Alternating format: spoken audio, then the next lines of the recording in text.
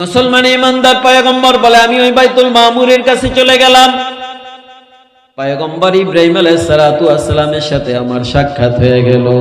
পয়গম্বর বলে, শুনো, ইব্রাহিম আলাইহিস সালাতু ওয়াস সালামের ডান পাশে কিছু সন্তানেরা ছিল, বাম পাশে কিছু সন্তানেরা ছিল, ছোট ছোট বাচ্চারা খেলাধুলা করে।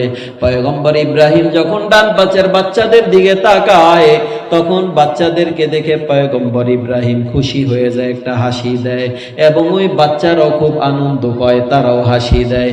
আবার যখন পয়গম্বর ইব্রাহিম বাম পাশের বাচ্চাগুলোর দিকে তাকায়, পয়গম্বর ইব্রাহিম আলাইহিস সালামের চেহারাটাও মলিন হয়ে যায়, ওই বাচ্চাদের চেহারাগুলো মলিন হয়ে যায়। পয়গম্বর বলে, আমি জিজ্ঞেস করলাম এরা কারা? বলা হচ্ছে এই ডান পাশের যে বাচ্চাগুলো আছে এরা হচ্ছে জান্নাতি, আর ওই বাম পাশের বাচ্চাগুলো হচ্ছে জাহান্নামী। নবীর উম্মত পয়গম্বর বলে, আমি কিছুটা দূরে দেখলাম একজন ব্যক্তি, তার সামনে কতগুলো আগুন, আগুনগুলোকে তিনি বারবার প্রজ্বলিত করতেছেন, আগুনগুলোর তাপমাত্রা শুধু বাড়াইতে আছেন। আমি জিব্রাইলকে জিজ্ঞেস করলাম, জিব্রাইল এইটাকে? জিব্রাইল আলাইহিস সালাম বলেন, ইনি হইল জাহান্নামের দায়িত্বে যেই ফেরেশতা, যার নাম হচ্ছে মালেক ফেরেশতা। পয়গম্বর বলে, শুনো, এরপর থেকে যখন আমি সামনের দিকে রওনা দিতেছি, রওনা দেওয়ার একটা পর্যায়ে এখন আমার সম্মুখে রফরফ নামক একটা বিছানা চলে আসছে, অটোমেটিক একটা লিফট চলে আসছে। রফরফ নামক ওই বিছানার উপরে পয়গম্বর উঠছে। এবার জিবরাইল আলাইহিস সালামকে বলতেছে, তুমিও আসো। জিবরাইল আলাইহিস সালাম বলে, না পয়গম্বর, না, এখান থেকে আর সামনের দিকে অগ্রসর হওয়ার সুযোগ নাই। বলে, কেন? জিবরাইল আলাইহিস সালাম বলে, পয়গম্বর, আমাদের পারমিশন এই স্থান পর্যন্ত, উপরের দিকে আমাদের আর যাওয়ার কোনো সুযোগ নাই। বলে, কেন? বলে, রব আমাদেরকে উপরের দিকে যাওয়ার আর কোনো পারমিশন দেয় নাই। যদি রবের কথা যদি অমান্য করিয়া সামনের দিকে যদি এক চুল পরিমাণ অগ্রসর হই, তাহলে আমার যে 360টা যে নুরানি পাখা আছে এই পাখাগুলো সব পুড়ে ভস্ম হয়ে যাবে। আগার এক সারে মোয়ে বরতর ফরাম ফরুগে তাজাল্লা বসুজাত ফরাম। যদি আমি এক চুল পরিমাণ সামনের দিকে অগ্রসর হই, রব্বুল আলামিনের কুদরতি নূরে আলোতে আমার সমস্ত পরগুলো পুরো একেবারে সারখার হয়ে যাবে। ওগো পয়গম্বর, আমার আর সামনের দিকে যাওয়ার কোনো পারমিশন নাই। পয়গম্বর বলে, তাহলে শোনো, আমি সামনের দিকে একা একা কেমনে যাব? জিবরাইল আলাইহিস সালাম বলেন, পয়গম্বর, আপনি টেনশন করিয়েন না, এই যে অটোমেটিক লিফট, এইটাকে রফরফ বলা হয়, আপনি এইটার উপরে উঠবেন, রব্বুল আলামিনের আরশে আজিমে আপনি পৌঁছে যাবেন। পয়গম্বর বলে, আমি এই রফরফের উপরে উঠলাম, ওঠার পরে আমাকে আরশে আজিমে নিয়ে যাওয়া হলো। ওই আরশে আজিমের উপরে রব্বুল আলামিন তার কুদরতি শান শওকত নিয়ে তিনি ওখানে বসে আছেন। আরশে আজিমের উপরে আছে আমার রব, আমার রবের উপরে আর কিছুই নাই। কিতাবের মধ্যে আসছে, পয়গম্বর আরশে আজিমে যাওয়ার পর পয়গম্বরের পায়ের মধ্যে খরম মোবারক, জুতা মোবারক ছিল। পয়গম্বর ওই জুতাগুলো পার থেকে খুলতে চায়। রব্বুল আলামিন ডাক দিয়া বলে, হাবিব, আপনার এগুলো খোলার কোনো প্রয়োজন নাই। আপনি আমার দরবারে আসছেন, আপনি আমার মেহমান, বাকি ওগুলো পায়ের থেকে আপনার এগুলো খোলার কোনো প্রয়োজন নাই। অথচ রব্বুল আলামিন ওই হযরত মূসা আলাইহিস সালাতু ওয়াস সালাম তুর পাহাড়ের পাদদেশে, মূসা আলাইহিস সালাতু ওয়াস সালাম যখন তার স্ত্রীকে নিয়ে যখন সেই মাদায়েন থেকে ওই মিশরের দিকে রওনা দিয়েছেন। মুসলমান ইমানদার, আমি সংক্ষেপ করে ফেলি, ওই মিশরের দিকে রওনা দেওয়ার সময় পথের মধ্যে পয়গম্বর মূসা আলাইহিস সালাতু ওয়াস সালামের স্ত্রীর প্রসব বেদনা শুরু হয়ে গেছে। রাত্রিবেলা অন্ধকার রাত্র এবং প্রচন্ড শীত কুয়াশার মধ্যে পয়গম্বর মূসা আলাইহিস সালাম তার এই অসুস্থ স্ত্রীকে নিয়ে চলতেছেন। হঠাৎ প্রসব বেদনা। রমজানুল মোবারক, রমজান মাস, রোজা ফরজ। বাকি রমজানের রোজা পূর্বের নবীদের উপরে অথবা পূর্বের উম্মতদের উপরে ফরজ ছিল না। একমাত্র রমজান মাসে রোজা এই উম্মতে মুহাম্মাদির জন্য আল্লাহ তাআলা ফরজ করেছেন। রমজান মাসের মধ্যে আল্লাহ তাআলা একটা রজনী রাখছেন, যাকে আমরা লাইলাতুল কদর হিসাবে চিনি। কি বলে? যাকে আমরা শবে কদর হিসাবে চিনি, যেই একটা রাত্র রব্বুল আলামিনের কাছে 1000 রাত্রের চাইতেও উত্তম। এরকম বিশেষ কিছু দিন, বিশেষ কিছু রাত্র, বিশেষ কিছু দিবস আল্লাহ তাআলা আমাদের জন্য রাখছেন। এই উম্মতে মুহাম্মাদীদেরকে আল্লাহ তাআলা দান করেছেন। দান করার কারণ যে এই টাইমগুলোর মধ্যে, বিশেষ মুহূর্তের মধ্যে আমার বান্দারা নেক আমল করবে, ইবাদত বন্দেগী করবে, করার কারণে তারা এই অল্প হায়াতের মধ্যে, বিশেষ দিবসগুলোর মধ্যে অধিক পরিমাণে ইবাদত বন্দি করার কারণে ওই বনি ইসরাইলের উম্মতেরা যারা 1000 বছর হায়াত পেয়ে, লম্বা চূড়া হায়াত পেয়ে যারা অনেক নেক আমল অর্জন করেছে, আমার এই নবীর উম্মতেরা অল্প সময়ের মধ্যে বিশেষ দিবসগুলোর মধ্যে অধিক পরিমাণে ইবাদত করার কারণে তারাও ওদের সমপর্যায়ে অথবা তারাও ওদের স্তরে অথবা তারাও ওদের থেকে অগ্রগামী হয়ে যাবে। সেই রমজানুল মোবারক আসন্ন, রমজান সামনে আসতেছে। আজকে হচ্ছে মনে হয় সম্ভবত রজব মাসের 6 তারিখ। আজকে রজব মাসের 6 অথবা 7 হবে। তো রজব মাসের পরের মাসের নাম হচ্ছে শাবান মাস। রজবের পরের মাসের নাম কি? শাবান মাস। তার পরের মাসের নাম হচ্ছে রমজানুল মুবারক। তার মানে রমজানের আর বেশি বাকি, কি বলেন?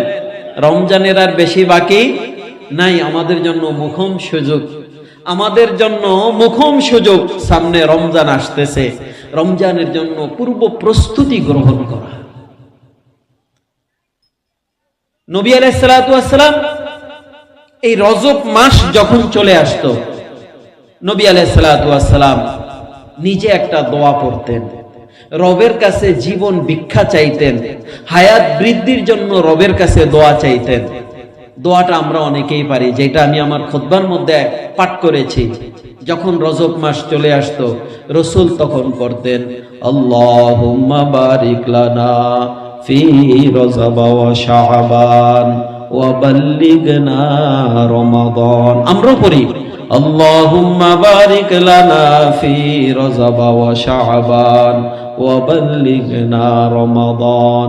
আল্লাহুম্মা বারিক লানা ফি রজব ওয়া শাবান ওয়া বাল্লিগনা রমাদান। মুসলমান ইমানদার যখন এই রজব মাস চলে আসতো, পয়গম্বর সাল্লাল্লাহু আলাইহি ওয়াসাল্লাম এই দোয়াটা পাঠ করতো রে বাবা। দোয়ার অর্থ কি? দোয়ার অর্থ হইল, আল্লাহুম্মা বারিক লানা ফি রজব ওয়া শাবান। ওগো আল্লাহ, আপনি আমাদেরকে রজব এবং শাবান মাসের মধ্যে বরকত দান করেন। ওয়া বাল্লিগনা রমাদান, এবং রমজান পর্যন্ত আমাদের হায়াতগুলোকে আপনি বৃদ্ধি করে দেন। নবীর উম্মত পয়গম্বর তার হায়াত বৃদ্ধির দোয়া করে রমজান পাওয়ার জন্য। নবী আমার তার লম্বা হায়াত চায় না, শুধু এতটুকু হায়াত চায়, আল্লাহ আপনি আমাকে রমজান পর্যন্ত হায়াত দিয়া দেন। তার কারণ 12 মাসের মধ্যে রমজান সবচেয়ে দামি মাস রে বাবা। রমজান এমন দামি মাস, এমন দামি মাস, বান্দা যদি একটা নফল আদায় করে, একটা ফরজ আদায় করার সওয়াব বান্দা পেয়ে যায়। বান্দা যদি একটা ফরজ আদায় করে, বান্দা রমজানের বাহিরে 70টা ফরজ আদায়ের সওয়াব পেয়ে যায়। এই রমজান এত বড় একটা দামি মাস, রমজান মাসের মধ্যে যদি বান্দা 1 টাকা দান করে, বান্দা 70 থেকে 700 অথবা তার থেকে অধিক সওয়াব বান্দার আমল নামার মধ্যে জমা হয়ে যায়। বান্দা যতগুলো নেক আমল করবে, এগুলো 1 থেকে 70 পরিমাণ অথবা 70 থেকে 700 অথবা তার থেকে আরো অধিক পরিমাণ সওয়াব বান্দার আমল নামার মধ্যে জমা হয়ে যাবে। রমজান মাসের মধ্যে এমন একটা রাত্র আছে, এমন একটা রজনী আছে, যেই রজনীটাকে, রাত্রটাকে লাইলাতুল কদর বলা হয়। এই রমজানের এই লাইলাতুল কদর পাইয়া যদি কোনো বান্দা বান্দি, কোনো উম্মতি যদি সারা রাত্র যদি ইবাদতের মধ্যে কাটায়া দেয়, কোরআন তেলাওয়াত জিকির আজগারের মধ্যে যদি কাটায়া দেয় রে বাবা, ওই বান্দা 1000 মাসের চাইতে অধিক পরিমাণ রাত্রের ইবাদতের সওয়াব তার আমলনামার মধ্যে জমা হয়ে যায়। এই জন্য পয়গম্বর আমাদেরকে দোয়া শিক্ষা দিয়েছেন, আল্লাহুম্মা বারিক লানা ফি রজব ওয়া শাবান ওয়া বাল্লিগনা রমাদান, আল্লাহুম্মা বারিক লানা ফি রজব ওয়া শাবান ওয়া বাল্লিগনা রমাদান। ওগো আল্লাহ, আপনি আমাদেরকে রজব এবং শাবান মাসে বরকত দান করেন, আপনি আমাদেরকে রমজান পর্যন্ত হায়াতটাকে বৃদ্ধি করে দেন। দোয়া আমরা পড়ব, দোয়া আমরা পড়ব, শিখি নাই, আমরা জানি না, পারি না। মসজিদের ইমাম সাহেব আছে, মুয়াজ্জিন সাহেব আছে, একজন তালিবুল ইলমকে ধরে তার কাছ থেকে আমরা শিখে নিব। বাড়ির মধ্যে মা বোন যারা আছে তাদেরকেও আমরা এই দোয়াটা শিক্ষা দিব, অধিক পরিমাণে পড়া চাই। রজব মাসের যেদিন 1 তারিখ আসছে, যেমন ধরেন রাত্র থেকেই তো আরবি তারিখ, সূর্য ডোবার পর থেকেই শুরু হয়। আরবি তারিখ সূর্য ডোবার পর থেকেই শুরু হয়। তারপরের দিন সকালবেলা অর্থাৎ ফজরের নামাজের পর আমি সম্ভবত মাদ্রাসার মসজিদে নামাজ ফজরের ইমামতি করছি না জানি করি নাই, বাকি আমি ওই মাসনুন দোয়াগুলোর মধ্যে ছাত্রদেরকে নিয়ে আমি এই দোয়াটা পাঠ করেছি। মসজিদ থেকে বের হইলাম, একজন পাবলিক মুসল্লি বলতেছে, হুজুর রমজান কি চলে আসছে? আমি বললাম হঠাৎ এই প্রশ্ন, কয়েন আজকে যে দোয়াটা আপনি মসজিদে পড়ছেন এই দোয়াটা তো এটা তো রমজান আসলে না পড়ে। আমি কি ধরেন রমজান এখনো আসে নাই, বাকি আসতেছে, খুব কাছাকাছি, খুব কাছাকাছি রমজান আসতেছে। আমরা হায়াত বৃদ্ধির জন্য দোয়া করি, আল্লাহ আপনি আমার হায়াতটা বাড়াইয়া দেন, যাতে আমি ভবনটা 1 তলা করছি এটা 2 তলা করতে পারি। কি বলে? আল্লাহ আপনি আমার একটু লম্বা হায়াত দেন, আমার ছেলেটাকে যাতে আমি বিদেশের বাড়িতে পাঠাইতে পারি। এরপর আপনি আমারে লইয়া গেলে নিলে নিয়েন। আল্লাহ আপনি আমাকে হায়াত দেন যাতে আমি আমার মেয়েটাকে একটু বিবাহ দিতে পারি। এক আল্লাহওয়ালা বুজুর্গ ঘটনা বর্ণনা করে, তাকে এক ব্যক্তি বলতেছে, হুজুর আপনি অমুকের জন্য একটা মেয়ে দেখেন, অমুকের জন্য একটা মেয়ে দেখেন। তো হুজুর বলতেছে, আপনি এত তাড়াহুড়া করতেছেন? কয় আরে না, খুব তাড়াতাড়ি, খুব আর্জেন্টলি, খুব তাড়াতাড়ি আপনি একটা মেয়ে দেখেন, অমুকের বিবাহ করাবে। সমস্যাটা কি? একটা মেয়ে চাইতে হইলে তো একটু সময়ের প্রয়োজন আছে। এত এমন না যে গেলাম সাউন্ড টাউন সারাই একে আবার নিয়ে আসলাম, বিষয়টা তো এমন না, তো দেখতে হবে, জানতে হবে, বুঝতে হবে। হুজুর আপনি বিষয়টা বোঝেন না, এটা যে কত ইমার্জেন্সি প্রয়োজন। তার কারণ ওই ছেলের দাদা তার রুহু আয়জায় করতে আছে, হে মৌতের বিছানায় পড়েনি, একেবারে মুমূর্ষু অবস্থা, বেশিরভাগ টাইমে সে অচেতন অবস্থায় থাকে, তার চেঞ্জ ঠিক নাই। সে যখন হুঁশে আসে তখন সে লম্বা নিঃশ্বাস ছেড়ে বলে, আমি আমার নাতির বউটাকে একটু দেখে যেতে পারলাম না। চিন্তা করে, তার মুমূর্ষু অবস্থা, তার মুখে অর্থাৎ সবাই পেরেশান, কিন্তু সে এখন কবর যাত্রী, সে এখন আখেরাত মুখী হওয়ার কথা ছিল তার, কিন্তু সেই মুহূর্তেও ওই মৌতের চিন্তা ভাবনা না করে বলতেছে, আমি এখন আমার নাতির বউটাকে একটু দেখে যেতে পারলাম না। তো হুজুরের বলতেছে, এই জন্যই খুব তাড়াতাড়ি ওকে বিবাহ করাইতে হবে। সম্মানিত হাজিরিন, রসুল রমজান পাওয়ার জন্য দোয়া করেছে, আর আমরা দুনিয়াবি বিভিন্ন বিষয়ের জন্য আমরা আল্লাহ তাআলার কাছে হায়াত বৃদ্ধির কি করি? দোয়া করি। আল্লাহ আপনি লম্বা হায়াত দেন, যাতে একটু মেয়ের বিবাহ দিতে পারি, এইটা করতে পারি, এইটা করতে পারি, এইভাবে চলতে পারি, এইভাবে চলতে পারি। এরকম না যে আল্লাহ আপনি লম্বা হায়াত দেন যাতে একটু আমি বাইতুল্লাহর জিয়ারত করতে পারি। এরকম দোয়া কয়জনে করে? আল্লাহ আপনি লম্বা হায়াত দেন যাতে আমি সামনে রমজানটা পাই, একটু ইবাদত বন্দি করতে পারি। আল্লাহ এখন আমার অর্থনৈতিক অবস্থা একেবারে হালত খারাপ, আপনি আমার হায়াত বৃদ্ধি করে দেন যাতে আমি ভবিষ্যতে উমরা করতে পারি, হজ করতে পারি, হ্যাঁ দাওয়াত ও তাবলীগে আমি সময় লাগাইতে পারি, 1 চিল্লা 2 চিল্লা 3 চিল্লা দিতে পারি। এরকম দোয়া আমরা কয়জনে করি? সাহাবা আজমাইন রাদিয়াল্লাহু আনহুম, পয়গম্বরের সাহাবীরা পয়গম্বর সহকারে তারা আখিরাতের জন্য, পরকালের জন্য, ইবাদত নেক আমলের জন্য তারা হায়াত বৃদ্ধির কি করত? দোয়া করত। দুনিয়ার জন্য তাদের কোনো দোয়া ছিল? সম্মানিত হাজিরিন, এই রজব মাসে আরো বিশেষ কিছু কাজ রয়েছে। রজব মাস দামি হওয়ার অন্যতম একটি কারণ হচ্ছে এই রজব মাসে আপনার আমার নবী হযরত মুহাম্মদুর রাসূলুল্লাহ সাল্লাল্লাহু আলাইহি ওয়াসাল্লাম রব্বে কারীমের সাথে সশরীরে সাক্ষাতের জন্য রব্বে কারীমের মূল স্থান, মূল একেবারে তার খাস অবস্থানের স্থান যেটা রয়েছে আরশে আযীম, ওই আরশে আযীমের মধ্যে রব্বে কারীমের কাছে আপনার আমার নবী হযরত মুহাম্মদুর রাসূলুল্লাহ সাল্লাল্লাহু আলাইহি ওয়াসাল্লাম সাক্ষাৎ করার জন্য রব্বে কারীমের কাছে তিনি চলে গিয়েছেন, অথবা রব তাকে তার কাছে নিয়ে গেছেন। যেই ফজিলত, যেই মর্যাদা আল্লাহ তাআলা অন্য কোন নবীকে দান করেন, বলেন না, অন্য কোন নবীকে আল্লাহ তাআলা দান করেন নাই। আপনার আমার নবী সমস্ত নবীদের সরদার, সমস্ত রসুলদের ইমাম, সমস্ত নবীদের ইমাম।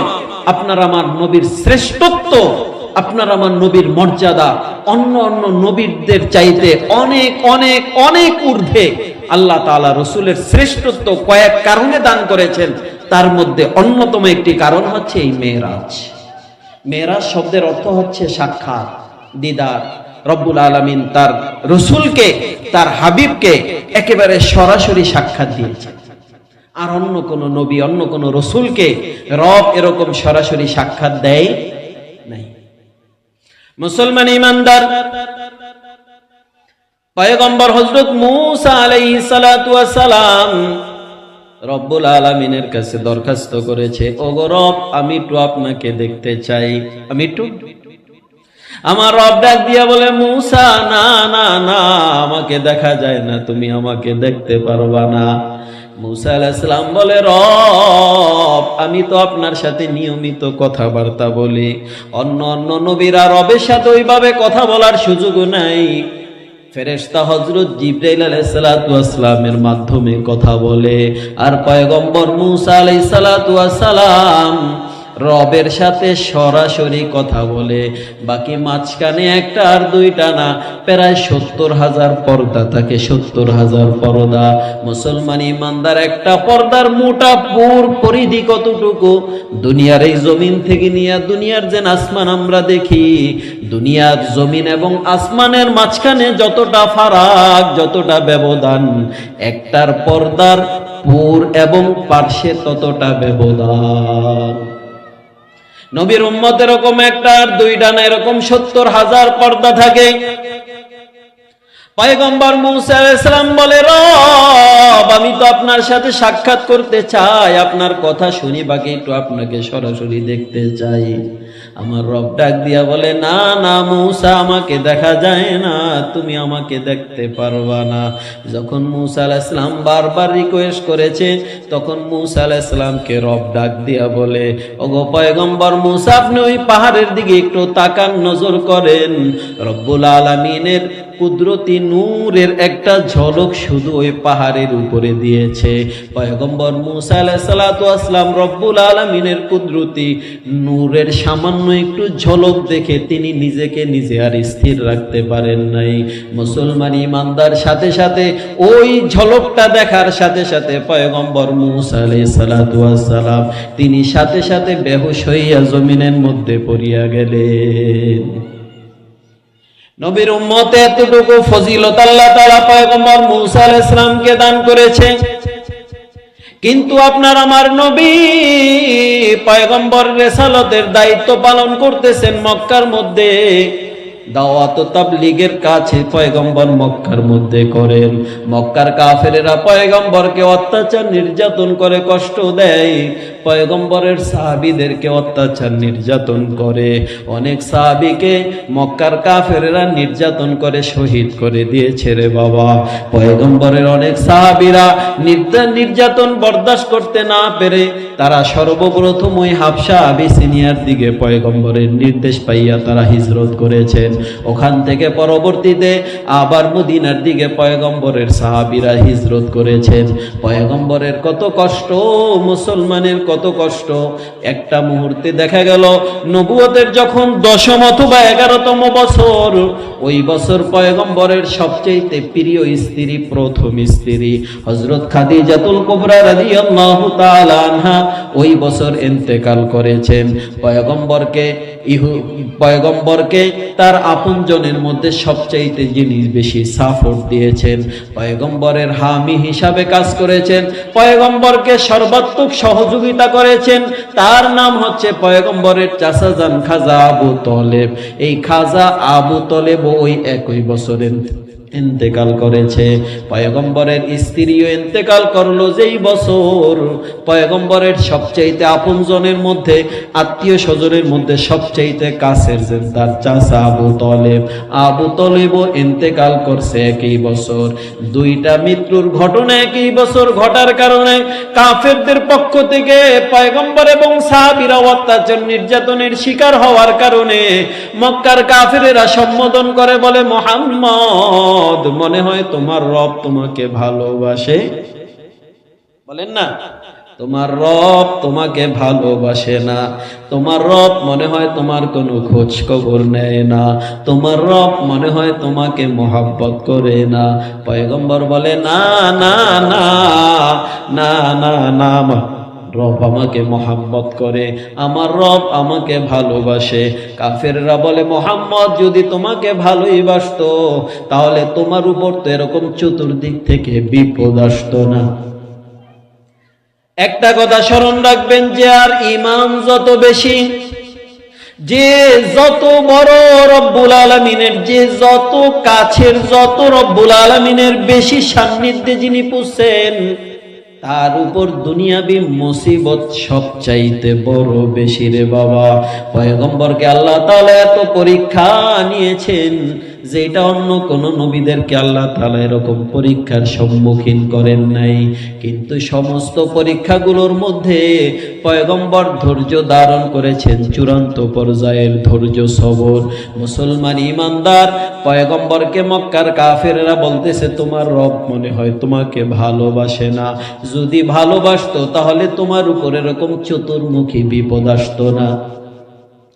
আমরা মক্কাবাসীরা তো তোমাকে পছন্দ করি না, তুমি এই তোমার এই নতুন ধর্মে দাওয়াত দেওয়ার জন্য তুমি চলে গেছো, ওই জন্যই তায়েফের মধ্যে যাইয়াও সেখানে তুমি তাবলীগের কাজ করার কারণে ওই তায়েফের ছোট ছোট বাচ্চাদেরকে, বখাটে বাচ্চাদেরকে তোমার পিছনে লেলিয়ে দিছে।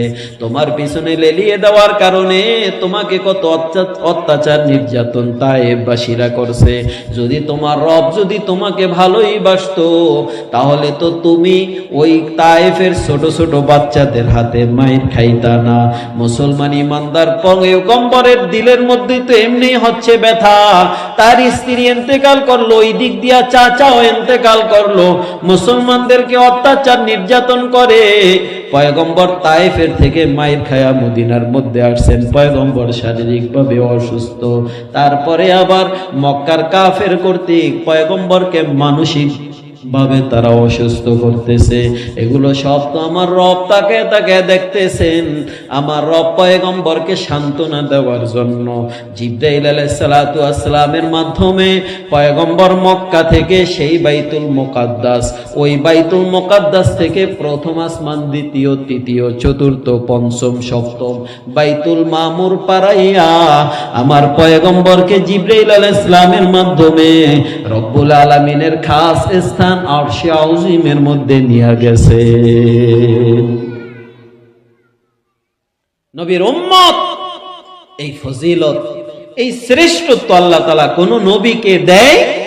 আরে বলেন না, দিয়েছেনই? পয়গম্বর সাল্লাল্লাহু আলাইহি ওয়াসাল্লাম বলেন,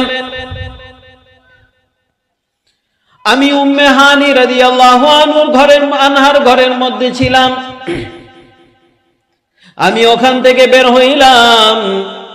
বের হইয়া আমি বাইতুল্লাহর কাছে আমি চলে আসলাম। আমি হাতিমে কাবা, বাইতুল্লাহ এবং জমজম কূপের মাঝখানে আমি বসে বসে আমি ওযু করেছি। ইত্যবসরের দুইজন ফেরেশতা আসলো। আসার পরে রেওয়ায়েত কয়েক ধরনের আছে। দুইজন ফেরেশতা আসলো, আসার পরে আমাকে ওই জমজম কূপের পাশে শোয়াইয়া আমার সিনা মুবারকটাকে একেবারে ফারিয়া দিছেন।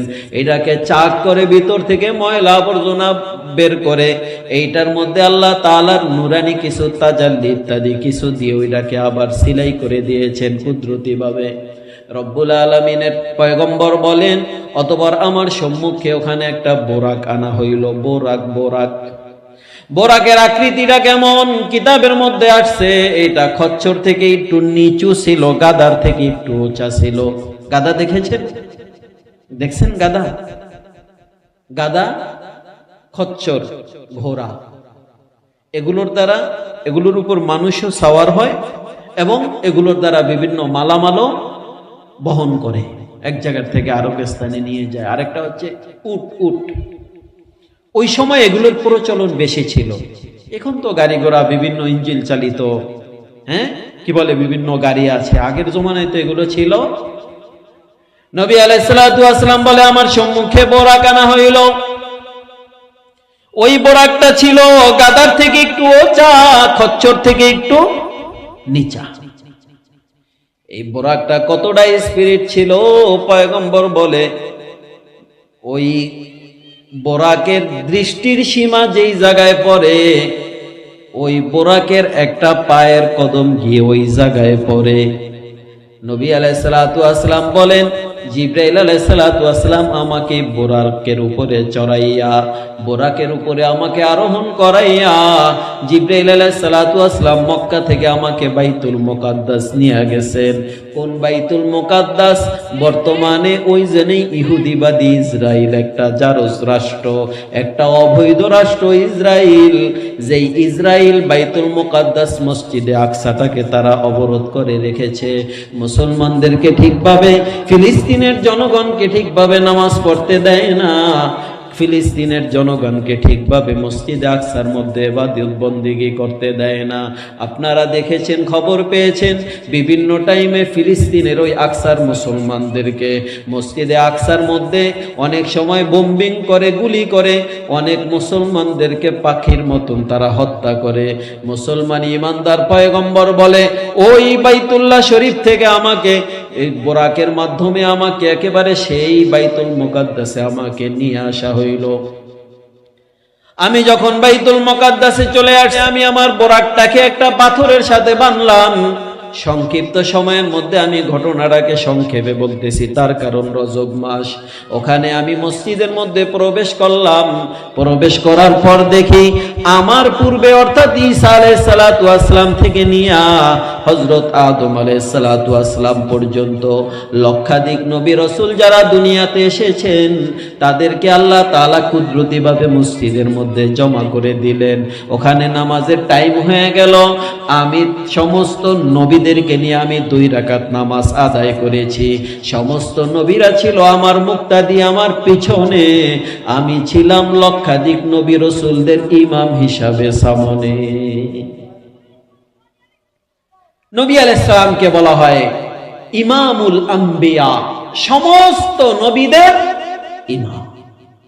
তিনি বাইতুল মুকাদ্দাসে প্রায় লক্ষাধিক নবী রাসূলদেরকে নিয়ে রাসূল ইমামতি করেছেন, নামাজ আদায় করেছেন। নামাজ পড়া শেষ, আমি বাইতুল মুকাদ্দাস থেকে বের হইলাম। বের হওয়ার পর জিবরাইল আলাইহিস সালাম আমার সম্মুখে 2টা পেয়ালা নিয়ে আসছে। একটা পেয়ালার মধ্যে দুধ, আরেকটা পেয়ালার মধ্যে, অথবা এক রওয়ায়াতে আসছে 3টা পেয়ালা, এক পেয়ালার মধ্যে দুধ, আরেক পেয়ালার মধ্যে হচ্ছে মধু, আরেক পেয়ালার মধ্যে হচ্ছে শরাব, মদ। আনার পর আমাকে বলল, পয়গম্বর আপনি এখান থেকে যে কোনো একটা পেয়ালা আপনি গ্রহণ করেন। পয়গম্বর বলে, ওখান থেকে আমি দুধের পেয়ালাটাকে আমি গ্রহণ করেছি। গ্রহণ করার পর জিবরাইল আলাইহিস সালাতু ওয়াস সালাম এবার আমাকে নিয়ে ঊর্ধ্ব জগতে রওনা দিয়েছেন। মুসলমান ইমানদার ঊর্ধ্ব জগতে বোরাকের সাহায্যে যায় নাই, যেইভাবে হোক ঊর্ধ্ব জগতে রওনা দিয়েছে। আমরা তো দুনিয়ার আসমান দেখি না, বাকি আসমানের নিচের শূন্যতাটাকে, মহাশূন্যতাটাকে আমরা দেখি। দুনিয়ার আসমানের কাছে যাওয়ার পর জিবরাইল আলাইহিস সালাতু ওয়াস সালাম ওই আসমানের সদর গেটের মধ্যে যারা রক্ষী আছে তাদেরকে সালাম করেছেন। তাদেরকে বললেন, আপনারা দরজা খোলেন। অপর পাশ থেকে বলা হইল, আপনি কে? জিবরাইল আলাইহিস সালাম বলেন, আনা জিবরিলুন, আমি জিবরাইল আলাইহিস সালাতু ওয়াস সালাম। আপনার সাথে কে আছে? বলে আমার সাথে নবী মুহাম্মদ সাল্লাল্লাহু আলাইহি ওয়াসাল্লাম আছে। ওই ফেরেশতা বলতেছে আপনাকে কি নবী মুহাম্মদকে কি এখানে আসার অনুমতি দেওয়া হুকুম করা হয়েছে কিনা? জিবরাইল আলাইহিস সালাম বলে জি হ্যাঁ হুকুম করা হয়েছে। জিবরাইল আলাইহিস সালাতু ওয়াস সালামের জন্য পয়গম্বরের জন্য প্রথম আসমানের দরজা খুলে গেল। খুলে যাওয়ার পরে পয়গম্বরকে নিয়ে জিবরাইল আলাইহিস সালাম যখন প্রথম আসমানের উপরে উঠছেন, ওঠার পরে ওখানে পয়গম্বর হযরত ঈসা আলাইহিস সালাতু ওয়াস সালাম অথবা এক রওয়ায়াত অনুযায়ী হযরত আদম আলাইহিস সালাতু ওয়াস সালামের সাথে সাক্ষাৎ হয়েছে। হযরত আদম আলাইহিস সালামকে দেখার পর পয়গম্বর জিজ্ঞেস করলেন ইনি কে? জিবরাইল আলাইহিস সালাম বলে পয়গম্বর ইনি তো হচ্ছে সাইয়্যিদনা আদম আলাইহিস সালাতু ওয়াস সালাম, আপনি তাকে সালাম করেন। পয়গম্বর হযরত আদম আলাইহিস সালাতু ওয়াস সালামকে সালাম করলো। নবীর উম্মত আদম আলাইহিস সালাম পয়গম্বরের জন্য খাইরিয়াতের বরকতের দোয়া করলো আদম আলাইহিস সালাতু ওয়াস সালাম। পয়গম্বর বলে এখান থেকে আমাকে আবার দ্বিতীয় আসমানে নিয়ে গেল। প্রথম আসমানে যেরকম কথোপকথন, দ্বিতীয় আসমানে একই কথাবার্তা হয়েছে। দ্বিতীয় আসমানে হযরত ঈসা আলাইহিস সালামের সাথে সাক্ষাৎ, আবার তৃতীয় আসমানে হযরত মূসা আলাইহিস সালামের সাথে সাক্ষাৎ, চতুর্থ আসমানে হযরত হারুন আলাইহিস সালামের সাথে সাক্ষাৎ। এইভাবে আমি সাক্ষাৎ করতে করতে পঞ্চম আসমানে পৌঁছলাম, সেখানে হযরত ইউসুফ আলাইহিস সালামের সাক্ষাৎ। পয়গম্বর বলে শুনো, পয়গম্বর ইউসুফ আলাইহিস সালাতু ওয়াস সালামকে আল্লাহ তাআলা অনেক সুদর্শন করে তৈরি করেছেন। হযরত ইউসুফ আলাইহিস সালাতু ওয়াস সালামকে আল্লাহ তাআলা এতটা নূর দান করেছেন, এতটা সুন্দর করেছেন, দুনিয়ার অন্য কোনো ব্যক্তিকে এরকম সুন্দর করে আল্লাহ তৈরি করেন নাই। যে ইউসুফ আলাইহিস সালামের ওই চেহারা দেখিয়া মিশরের নারীরা, সূরা ইউসুফের ঘটনার মধ্যে আছে, মিশরের নারীরা তাদের হাতগুলোকে কর্তন করে ফেলেছে। হযরত ইউসুফ আলাইহিস সালাতু ওয়াস সালাম বড়ই সুদর্শন যুবক ছিল, সুদর্শন ছিল। পয়গম্বর বলে সেখান থেকে আমাকে তারপরের আসমান একেবারে সপ্তম আসমানে নিয়ে যাওয়া হলো। সেখানে সপ্তম আসমানের উপরে বাইতুল মামুর, দুনিয়াতে যেন মক্কার ঘর বাইতুল্লাহ শরীফ, ওই বাইতুল্লাহ শরীফ যেই স্থানে ওই বরাবর প্রথম, দ্বিতীয়, তৃতীয়, চতুর্থ, ষষ্ঠ, পঞ্চম, ষষ্ঠ, সপ্তম আসমানের উপরে ওই বরাবর সপ্তম আসমানের উপরে বাইতুল মামুর নামক একটা ঘর আছে। পয়গম্বর বলে জানো এটা কোন ঘর? এটা হচ্ছে ফেরেশতাদের ইবাদতখানা, ফেরেশতাদের মসজিদ। দুনিয়াতে হচ্ছে আমাদের মসজিদ, সপ্তম আসমানের উপরে হচ্ছে বাইতুল মামুর নামক ফেরেশতাদের মসজিদ। বাইতুল মামুর, এই তো বাইতুল মামুরের কাছেই একটা গাছ আছে যেটাকে বলা হয় বড়ই গাছ। এই গাছের সাথে অথবা বাইতুল মামুরের দেওয়ালের সাথে হেলান দিয়ে বসেছিলেন পয়গম্বরের পূর্বপুরুষ হযরত ইব্রাহিম খলিলুল্লাহ আলাইহিস সালাতু ওয়াস সালাম। রাসূল তাকে সালাম করেছেন। সেখানে লম্বা চূড়া কথোপকথন হয়েছে, কথাবার্তা হয়েছে। এই বাইতুল মামুর নামক যে স্থানটা আছে, যে ঘরটা আছে, এই ঘরের মধ্যে দৈনিক 70,000 ফেরেশতা এই ঘরের মধ্যে ইবাদত করার জন্য ঢুকে। সকালে ঢুকে সন্ধ্যায় বের হয়, আবার সন্ধ্যার সময় আবার নতুন 70,000 ফেরেশতা ঢুকে, সকালে আবার তারা আবার বের হয়। রাসূল বলে যেই 70,000 একবার ওই ঘরের মধ্যে প্রবেশ করেছে, কিয়ামত পর্যন্ত তারা আর দ্বিতীয়বার ওই ঘরে প্রবেশ করার সুযোগ পাবে না।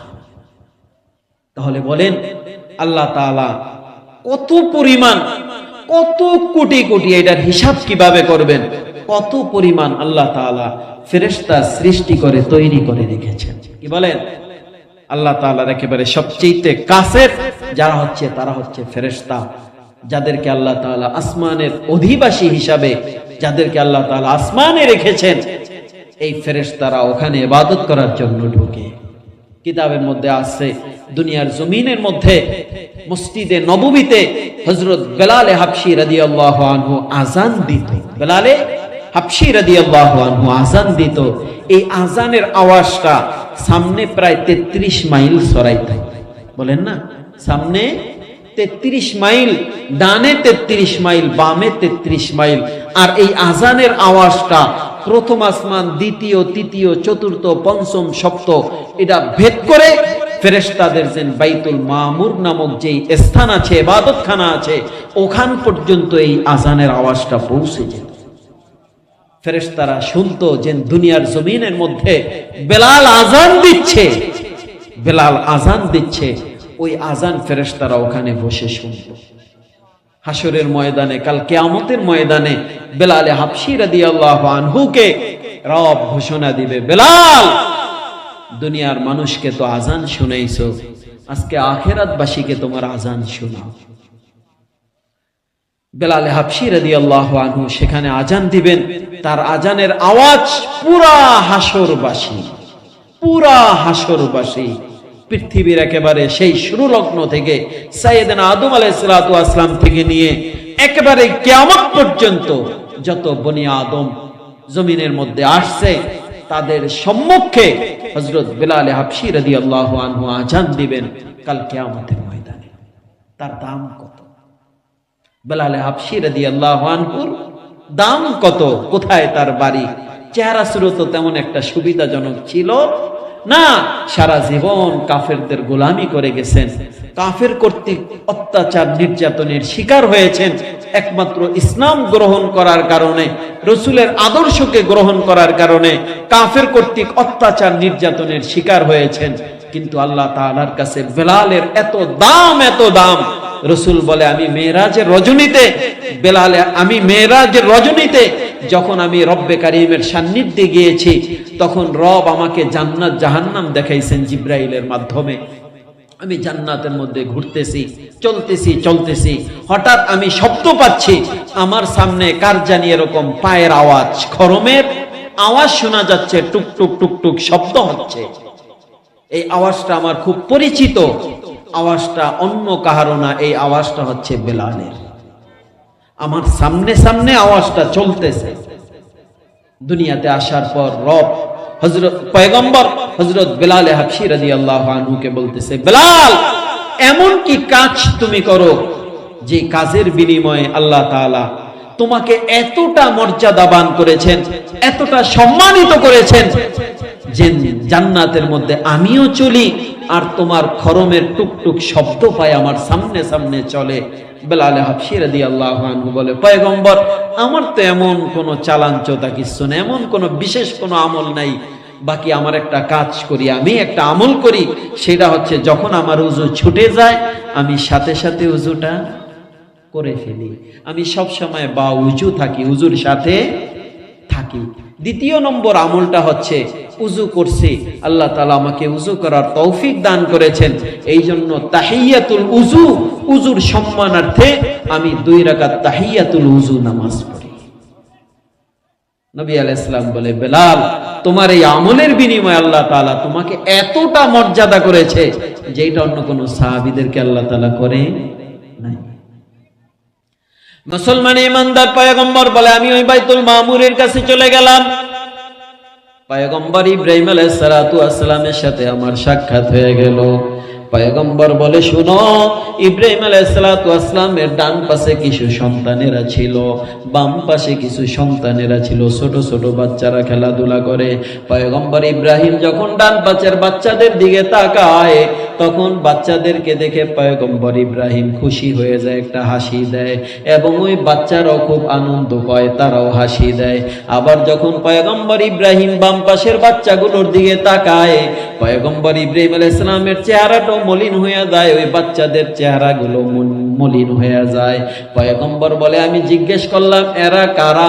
বলা হচ্ছে এই ডান পাশের যেই বাচ্চাগুলো আছে এরা হচ্ছে জান্নাতি, আর ওই বাম পাশের বাচ্চাগুলো হচ্ছে জাহান্নামী।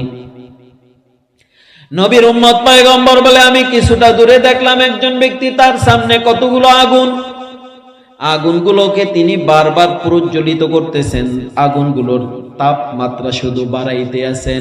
আমি জিব্রাইলকে জিজ্ঞেস করলাম, জিব্রাইল এইটাকে? জিব্রাইল আলাইহিস সালাম বলেন, ইনি হইল জাহান্নামের দায়িত্বে যেই ফেরেশতা, যার নাম হচ্ছে মালেক ফেরেশতা। পয়গম্বর বলে, শুনো, এরপর থেকে যখন আমি সামনের দিকে রওনা দিতেছি, রওনা দেওয়ার একটা পর্যায়ে এখন আমার সম্মুখে রফরফ নামক একটা বিছানা চলে আসছে, অটোমেটিক একটা লিফট চলে আসছে। রফরফ নামক ওই বিছানার উপরে পয়গম্বর উঠছে। এবার জিবরাইল আলাইহিস সালামকে বলতেছে তুমিও আসো। জিবরাইল আলাইহিস সালাম বলে না পয়গম্বর না, এখান থেকে আর সামনের দিকে অগ্রসর হওয়ার সুযোগ নাই। বলে কেন? জিবরাইল আলাইহিস সালাম বলে পয়গম্বর আমাদের পারমিশন এই স্থান পর্যন্ত, উপরের দিকে আমাদের আর যাওয়ার কোনো সুযোগ নাই, সুযোগ নাই। বলে কেন? বলে রব আমাদেরকে উপরের দিকে যাওয়ার আর কোনো পারমিশন দেয় নাই। যদি রবের কথা যদি অমান্য করিয়া সামনের দিকে যদি এক চুল পরিমাণ অগ্রসর হই, তাহলে আমার যে 360টা যে নুরানি পাখা আছে এই পাখাগুলো সব পুড়ে ভস্ম হয়ে যাবে। আগার এক সারে মোয়ে বরতর ফরাম ফরুগে তাজাল্লা বসুজাত ফরাম। যদি আমি এক চুল পরিমাণ সামনের দিকে অগ্রসর হই, রব্বুল আলামিনের কুদরতি নূরে আলোতে আমার সমস্ত পরগুলো পুরো একেবারে সারখার হয়ে যাবে। ওগো পয়গম্বর আমার আর সামনের দিকে যাওয়ার কোনো পারমিশন নাই। পয়গম্বর বলে তাহলে শোনো আমি সামনের দিকে একা একা কেমনে যাব? জিবরাইল আলাইহিস সালাম বলেন পয়গম্বর আপনি টেনশন করিয়েন না, এই যে অটোমেটিক লিফট এইটাকে রফরফ বলা হয়, আপনি এইটার উপরে উঠবেন, রব্বুল আলামিনের আরশে আজিমে আপনি পৌঁছে যাবেন। পয়গম্বর বলে আমি এই রফরফের উপরে উঠলাম, ওঠার পরে আমাকে আরশে আজিমে নিয়ে যাওয়া হলো। ওই আরশে আজিমের উপরে রব্বুল আলামিন তার কুদরতি শান শওকত নিয়ে তিনি ওখানে বসে আছেন।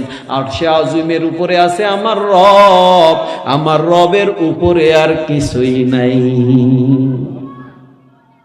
কিতাবের মধ্যে আসছে পয়গম্বর আরশে আজিমে যাওয়ার পর পয়গম্বরের পায়ের মধ্যে খরম মোবারক জুতা মোবারক ছিল। পয়গম্বর ওই জুতাগুলো পার থেকে খুলতে চায়।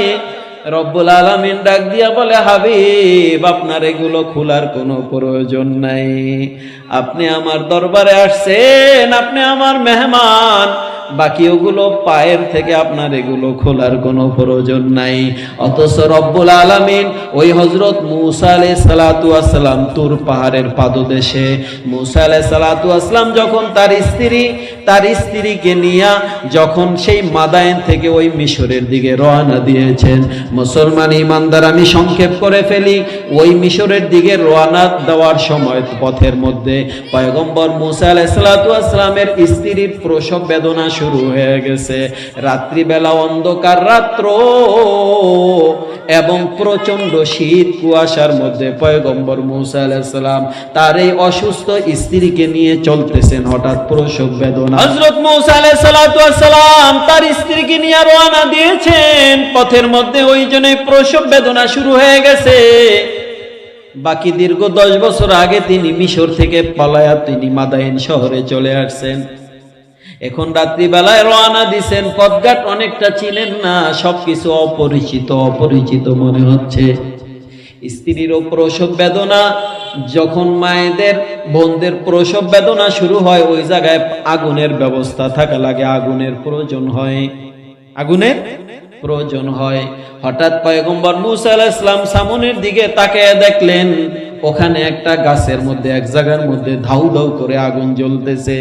স্ত্রীকে বলতেছে বিবি তুমি একটু এই জায়গার মধ্যে একটু অবস্থান করো, আমি ওখানে যাই, আগুন যাতে ওখানে জ্বলতেছে নিশ্চয়ই আগুন প্রজ্বলনকারী একজন অবশ্যই সেখানে আছে, আমাদের তো আগুনের প্রয়োজন, ওখান থেকে একটু আগুনের অংশ নিয়ে আসবো, বাকি ওখানে যিনি আছে তার কাছ থেকে মিশরে যাওয়ার রাস্তাটাও একটু চিনে আসবো, জেনে আসবো।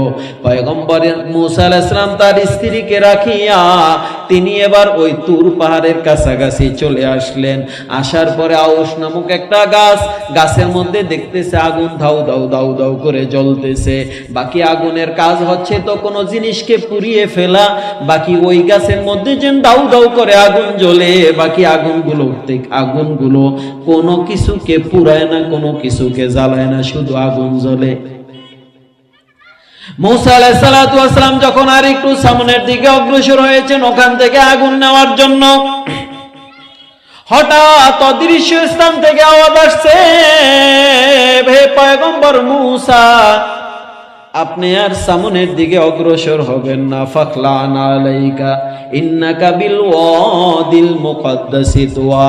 সূরা তাহার মধ্যে আলোচনা চলে আসছে পয়গম্বর মূসা ইন্নী আনাল্লাহু লা ইলাহা ইল্লাহু ইল্লা আনা ফাবুদনি।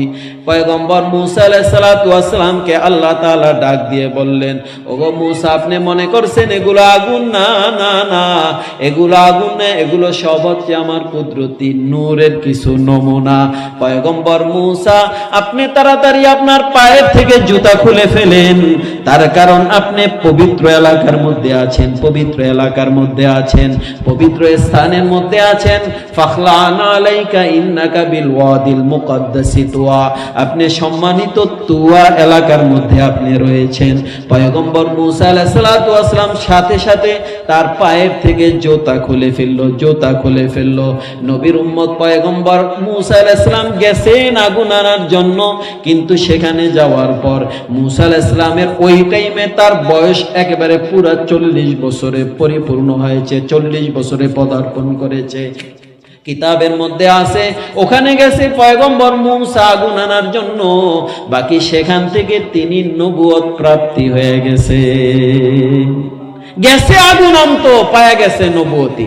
দেখছেন মূসা আলাইহিস সালামকে আল্লাহ তাআলা পায়ে জুতা রাখতে দেন নাই, জুতা খোলেন, তার কারণ আপনি পবিত্র এলাকার মধ্যে আছেন। আর আপনার আবার নবীর ব্যাপারে রব কি বলেছেন? পয়গম্বর, আপনি জুতা খুলবেন না, জুতা আপনার পায়ে থাকবে, আপনি এই অবস্থায় আসেন।